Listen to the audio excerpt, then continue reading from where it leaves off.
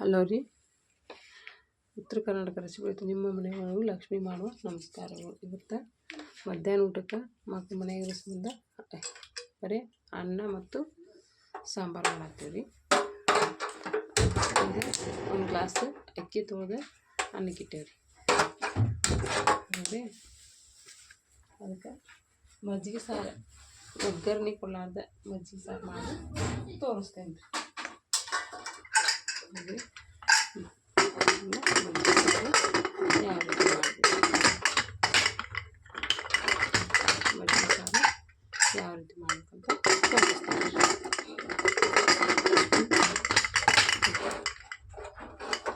ಅಂದರೆ ಮಜ್ಜಿಗೆ ಸಾರಿಗೆ ಬೇಕಾಗಿರುವಂಥದ್ದು ಮೊದಲಕ್ಕೆ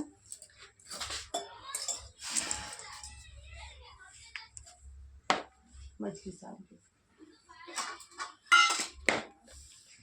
ಉಪ್ಪು, ಒಂದು ಪ್ಯಾಕೆಟ್ ಮೊಸರು ತೊಗೊತೀನಿ ರೀ. ಮಧ್ಯಾಹ್ನ ಟೈಮ್ ಅಲ್ರಿ, ಹಿಂಗಾಗಿ ಹುಡುಗರೆಲ್ಲ ತಿಂತಾವೆ. ಮೊಸರು ತೊಗೊತೀನಿ. ಅದಕ್ಕೆ ಸ್ವಲ್ಪ ಸಕ್ಕರೆ, ಕೊತ್ತಂಬರಿ, ಎರಡು ಬೆಳ್ಳುಳ್ಳಿ,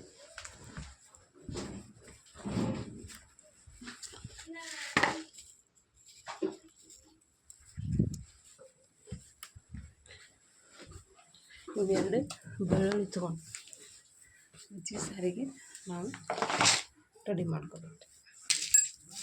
ಆಗ ಈ ಥರ ಮತ್ತು ಸುಲಿದ್ದು ಹಾಗೆ ಈ ಥರ ಬೆಳ್ಳುಳ್ಳಿ ತೊಗೋಬೇಕು. ಉಪ್ಪು, ಖಾರ, ಜೀರಿಗೆ, ಬೆಳ್ಳುಳ್ಳಿ ಇವನ್ನೆಲ್ಲ ಹಾಕಿ ಹಸಿದನ್ನು ನಾವು ಚೆನ್ನಾಗಿ ಕಲ್ಲೊಳಗೆ ಜಜ್ಕೊಬೇಕು ರೀ. ಈ ಥರ ಕಲ್ಲೊಳಗೆ ಜಜ್ಕೊತೀವಿ. ಜಜ್ಕೊಂಡನ್ನ ಒಂದು 2 ಬೆಳ್ಳುಳ್ಳಿ, ಕೊತ್ತಂಬರಿ, ಉಪ್ಪು, ಖಾರ, ಸ್ವಲ್ಪ ಅಲ್ಲ ಒಂದು ಸೇರಿಸಿ ಚೆನ್ನಾಗಿ ಸಣ್ಣಗೆ ಕುಟ್ಕೊಂಡು ಹಾಕೋದ್ರಿಂದ ಮಜ್ಜಿಗೆ ಸಾರು ರೆಡಿ ಆಗುತ್ತೆ.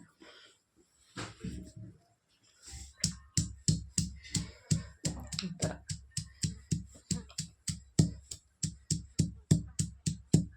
ಬಿಸಿ ಮಜ್ಜಿಗೆ ಸಾರು ಎಲ್ಲರೂ ಇಷ್ಟಪಡ್ತಾರೆ. ಮಧ್ಯಾಹ್ನ ಟೈಮ್ನಾಗಂತೂ ಎಲ್ಲರೂ ತಿನ್ಬೇಕು ಅನಿಸ್ತೈತಿ.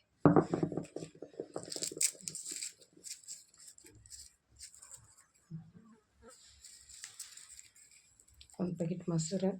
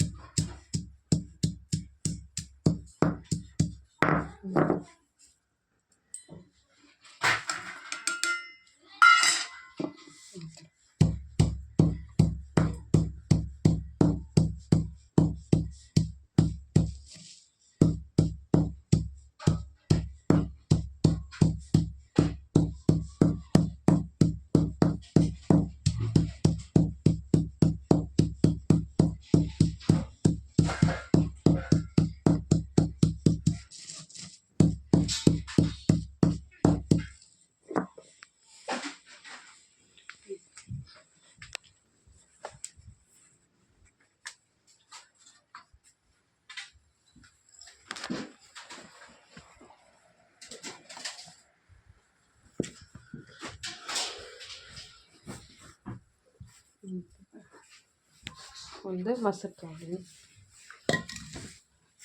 ಮೊಸರಿಗೆ ಈ ಥರದ್ದು ಇಂಗ್ರೀಡಿಯೆಂಟ್ಸ್ ಎಲ್ಲ ಹಾಕಿ ನಿಮ್ಗೆ ಇದು ಮನಸ್ಸಿಗೆ ಬಂದರೆ ಲೈಕ್ ಮಾಡಿರಿ, ಶೇರ್ ಮಾಡಿರಿ. ಇದ್ರ ಬಗ್ಗೆ ನಮಗೆ ಎಲ್ಲ ತಿಳಿಸ್ರಿ. ಇದು ಎಲ್ಲರಿಗೂ ಇಷ್ಟ ಆಗುತ್ತದೆ. ಹಳ್ಳಿಯೊಳಗೆ ಇದೇ ಥರ ನಾವು ಜಾಸ್ತಿ ಮಾಡಿದ್ರೆ ಈ ಥರ ಹಸಿದನ್ನು ಮಾಡಿದರೆ ಇನ್ನೂ ಮಕ್ಕಳು ಇಷ್ಟಪಟ್ಟು ತಿಂತಾವೆ. ಈ ಥರ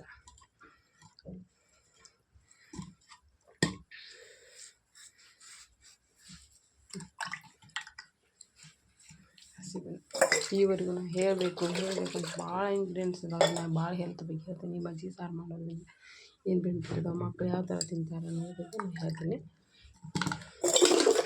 ಈಗ ಹಸಿದನ್ನು ಮಾಡಬೇಕು. ಒಂದು ಮೊಸರು ತೊಗೊಂಡೀನಿ, 2 ಬೆಳ್ಳುಳ್ಳಿ, ಖಾರ, ಉಪ್ಪು, ಒಂದು ಸ್ವಲ್ಪ ಅಲ್ಲ ಎಲ್ಲ ಸೇರಿಸಿ ಕುಟ್ಟಿ ರೆಡಿ ಮಾಡಿ ಹಾಕಿದ್ದೀನಿ. ನಿಮಗೆಲ್ಲರಿಗೂ ಇಷ್ಟ ಆದರೆ ನನಗೆ ಏನು ಅನ್ನೋದು ತಿಳಿಸ್ರಿ. Thank you.